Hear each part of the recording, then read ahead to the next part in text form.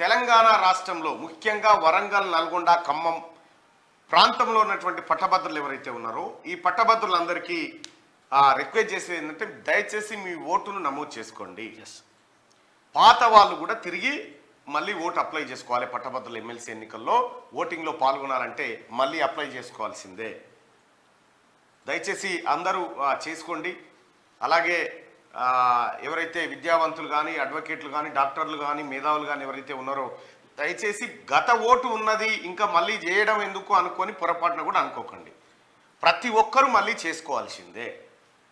ఇది తాజాగా ఎన్నికల సంఘం నేను ఎలక్షన్ కమిషన్తో మాట్లాడిన తర్వాత మీకు చెప్తున్నటువంటి మాట.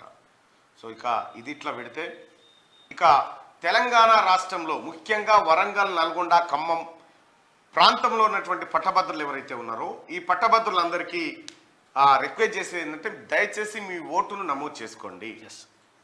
పాత వాళ్ళు కూడా తిరిగి మళ్ళీ ఓటు అప్లై చేసుకోవాలి. పట్టభద్రుల ఎమ్మెల్సీ ఎన్నికల్లో ఓటింగ్లో పాల్గొనాలంటే మళ్ళీ అప్లై చేసుకోవాల్సిందే.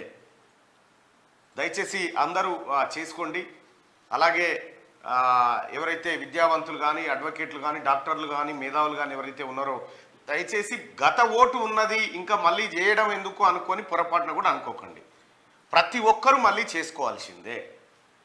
ఇది తాజాగా ఎన్నికల సంఘం నేను ఎలక్షన్ కమిషన్తో మాట్లాడిన తర్వాత మీకు చెప్తున్నటువంటి మాట. సో ఇక ఇది ఇట్లా పెడితే